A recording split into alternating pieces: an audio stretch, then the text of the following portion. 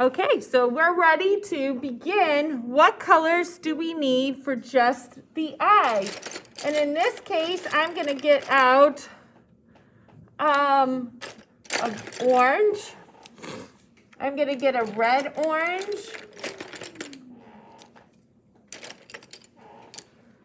I'm going to get some yellows.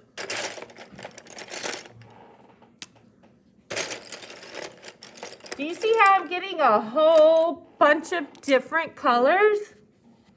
Am I going to use all of those? You betcha. The more color varieties that you have, the better. So let me put those all here so you can see what I'm working with. Some artists will call this a palette of colors. Am I actually putting paint on a palette? No, but this is a good description. A palette of colors. All of the colors that I'm working with here, and this is a key term, are warm colors. So these warm colors are going to help make my eye look realistic. So some of the first things that you might want to do, most of you are probably going to want to start with the pupil. I think that's more self-explanatory, so let's start with the areas around. If you look at that frog, he actually has little, what looks like veins in his eyeball. So what I'm going to do is I'm going to just kind of go in with just a small line to represent those dark areas so they don't disappear. So those areas I've already kind of highlighted. And if I go in with a well-sharpened pencil, I should be able to see those. And I'm pressing really hard. I'm going to make these little details blend more later on. For right now, I just want to make sure that they don't disappear. We spent a lot of time outlining and identifying those important characteristics.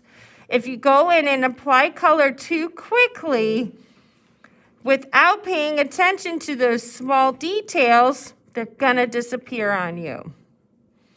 You're probably also going to identify areas where maybe you might have accidentally missed something. This is a good time to go in and fine-tune your drawing. And also remember to go real slow. There's no rush here. You don't have a time limit right now. My biggest concern is that you're learning to identify those small details, which are going to make your picture come to life.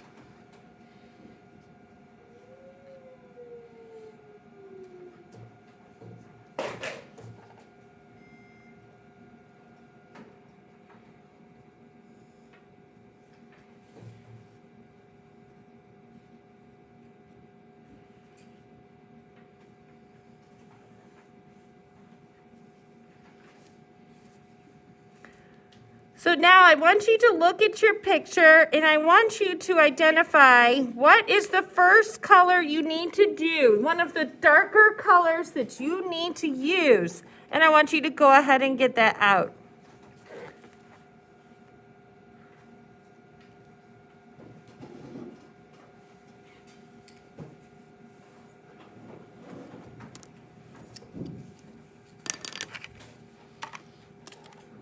Make sure you have a well-sharpened pencil.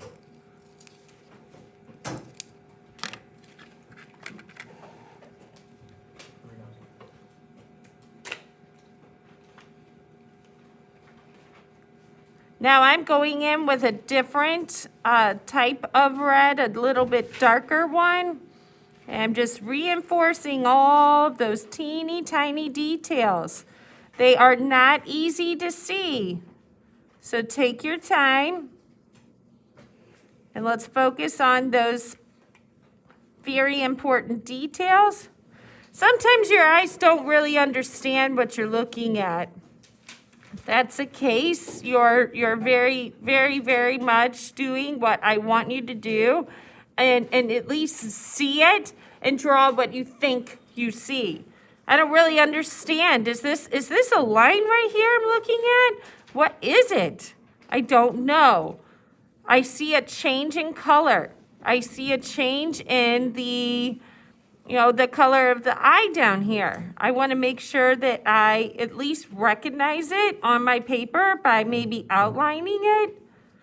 And for right now, I'm just getting some basic details on my paper.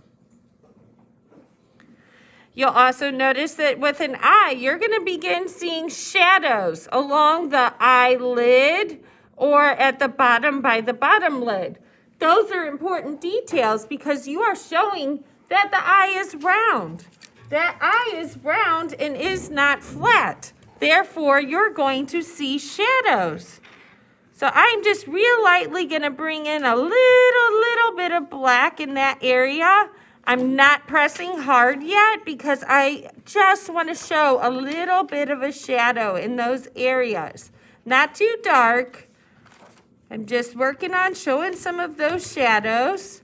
And then I can go back in with the colors that I need to show in that area. Again, in that eye, the bottom that I'm looking at there, I'm looking at this little area. See that shadow? That is not pure black by any means. It is a darker shade of red.